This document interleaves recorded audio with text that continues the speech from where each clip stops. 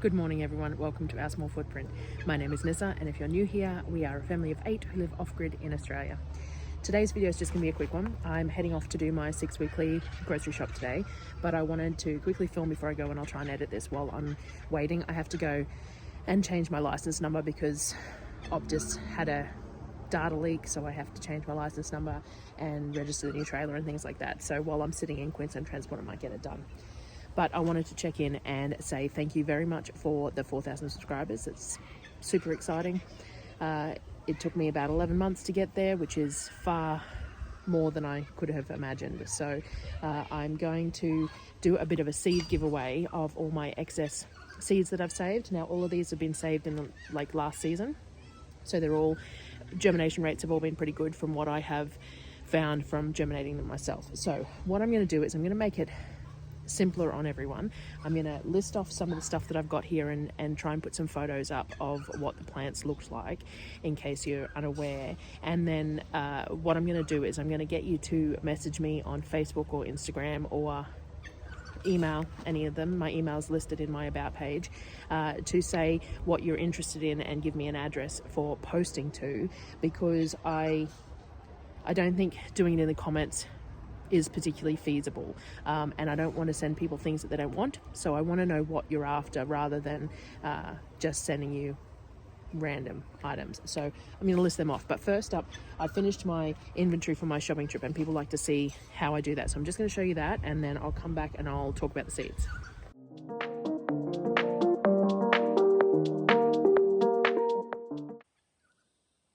I have a happy planner, and I've actually just bought the new garden one because I really wanted to add that into my planning, and I use it as a decorative arty thing, but also for planning as well, things like that, making notes as I need.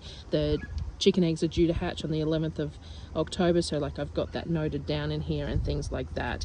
And then what I do is I run a inventory. So I have these inventories that I print out, and I have all the standard items that I like to keep in my pantry at certain quantities, and what I do is I have my base quantity numbers, and that's what I'd like to be on my shelf at the point of every shopping trip, what I have on my shelf, and this is only the stuff that is unopened, not the stuff that's already in use, and then what I need to bring myself back up to the quantities that I like to have. I have 2 different sheets of it that cover everything, and sometimes these things vary. Like sugar, I use a lot more sugar in canning season than I do in other seasons, and the idea is that my base quantities would last me 2 shopping trips. So if I couldn't go on one of my 6 weekly shopping trips, it would last me till I got to the next one as well, is the theory, and eventually we'll drag that out to being more than that because we'd like to drag the shopping trips out further. I then also keep a list of various extras, so here I've got what I need to get at Kmart, and then we need more sunscreen. I've got some returns to do. I need some more waterproof tape for the grey water system from Bunnings, and then sometimes I do a full meal plan, but not always. But I always try and list, if there's a new recipe that I want to try that month and I need something specific, then I try and list those couple of items there that I need to grab as well.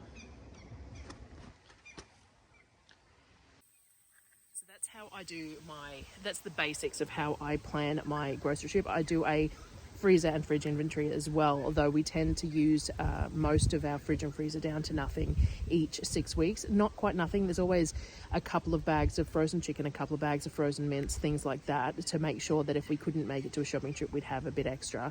And then there's all the canned meat as well. So we have, a dozen jars of canned pork on the shelves, as well as chicken and soups and things like that. So we could always last an extra few weeks if we couldn't make it to the shopping trip, and that's the point of it all.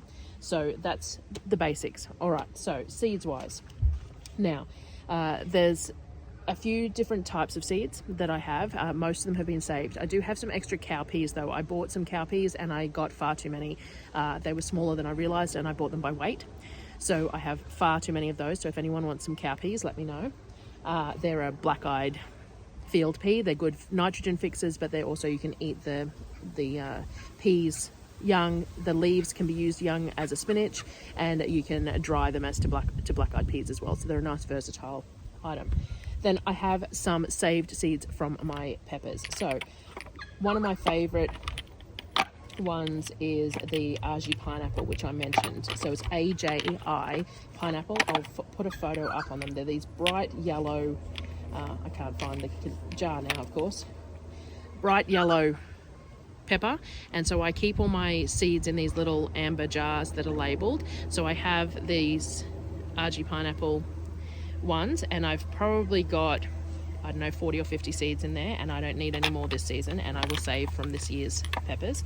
So there's those there. My germination rate on them was really good. I think that was almost 100% on those. I also have some Sweet Temptations. I haven't planted these again this year. They are very pretty. They go through 3 different color changes, but we didn't find, they're pretty hot. We didn't find a whole lot of use for them. I do have some sweet banana pepper as well, and some jalapenos as well. I don't have a whole lot of jalapenos, but I do have some jalapeno seeds as well. And I think that's it that I've got left in my peppers.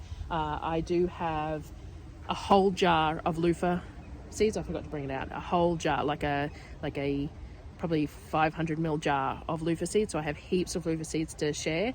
My loofahs went great guns last year, and the germination rate on them has been pretty good in that I've done as well. So that's great. So I have plenty of those. I also have plenty of marigold and zinnia to share. So I've got heaps of marigold here, and my zinnias are mixed, but they were 3 or 4 different colors. I had green envy, peppermint stripe, a violet queen, and a yellow, I think. So I have plenty of those as well. I also have some Kajari melon seeds. These little melons are personal size melons. They start off green and they go this bright orange. The only thing with them is that when they're ripe, they fall off the vine. So you need to either have them on the ground, or if you've got them on a trellis, you have to sling them before they ripen up. But they are really delicious. They're a little bit like a rock melon, a little bit like a mini rock melon. About 8 personal size melons per vine, I think, is the optimal of what they make. I have some Queensland blue pumpkin seeds and some butternut pumpkin seeds. So my butternut pumpkins appeared to cross last year, so I'm not sure how they'll turn out this year, but I have them as well. And I also have some Delicata seeds. So Delicatas are I'll try and find a photo of them. I got suggested to make them and to grow them, and I thought that they were more like a zucchini, but they're a little bit like a winter squash more than a zucchini. They do store quite well, and they're stripy, and they trail, not like a zucchini. They do actually trail, but they were really, really nice. They're a lot firmer than a zucchini, so what we did was we sliced them, scooped out the middle, and then roasted them. It was really nice. So I'll try and find some photos to put in here of those as well. So I have a whole bunch of the Delicata seeds as well that I kept. And that's the main things that I have. I will go through and find anything else that I might have, but that's what's sitting here in my little jar container here that I've got saved. So that's the main bulk of what I've got. So if anyone is interested, you're welcome to message me on Instagram. My handle is Our Small Footprint. Facebook's the same, Our Small Footprint. My email address is in the about, which is oursmallfootprint@gmail.com, so you can email me there if you're interested in some of the seeds. Let me know, and I will do some little envelopes up and send them out just in time for everyone to get them in the ground. So thank you again, everyone, for your support and the subscribing, watching, the ads and everything else, and all the comments and conversation. It has been wonderful, and I'm really glad that it has felt fulfilling over the last several months, because I will continue to do it.